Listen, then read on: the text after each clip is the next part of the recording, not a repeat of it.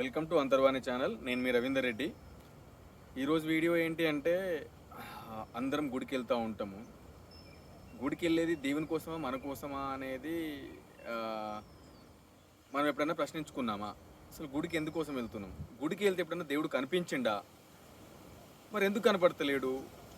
గుడికి వెళ్తే దేవుడు కనపడతాడా? ఎక్కడ కనపడతాడు దేవుడు?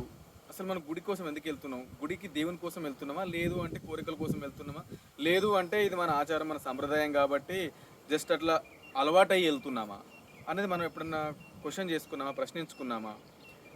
దేవుడు గుడికి వెళ్తే ఇది మన ఆచారం మన సాంప్రదాయం, ఇది మన సనాతన ధర్మం యొక్క సాంప్రదాయం ఆచారము. ఇది మన ఒక చిహ్నము. ఈ గుళ్ళు అనేటివి మన చరిత్రకి ఇది ఒక ఆనవాళ్ళు.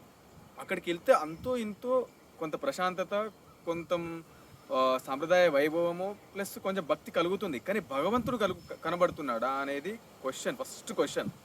భగవంతుడు గుడికి వెళ్తే కనబడతాడా, ఇంట్లో ఉంటే కనబడతాడా, ఒంట్లో వెతికితే కనబడతాడా అనేది ఒక్కసారి మనం ఆలోచించుకొని గనక మనం గుడికి ఎందుకు వెళ్తున్నాం, మనకు దేవుడు కావాలా, కోరికలు కావాలా, దేవుడి కోసం వెళ్తున్నామా మనం గుడికి అనేది మనం ఒక్కసారి ఆలోచించుకోవాల్సిన విషయము, ప్రశ్నించుకోవాల్సిన విషయము, దీని అంతు తేల్చుకోవాల్సిన విషయం. ఇంకోటి ఏంటంటే దేవుణ్ణి చూడాలన్నా కష్టమే, దేవుణ్ణి చూసినా కూడా కష్టమే. మరి అంత కఠినంగా కూడా ఉంటుంది ఆ దారి. సో మనం దేనికోసం వెళ్తున్నాం? దేవుని కోసమా, కోరికల కోసమా? ఒక్కసారి ఆలోచించుకొని నిజంగా దేవుని కోసమే మన ప్రయాణం ఉన్నదా, ఏదో అట్లా ఆనవాయితీగా అలవాట్లో వెళ్తున్నామా?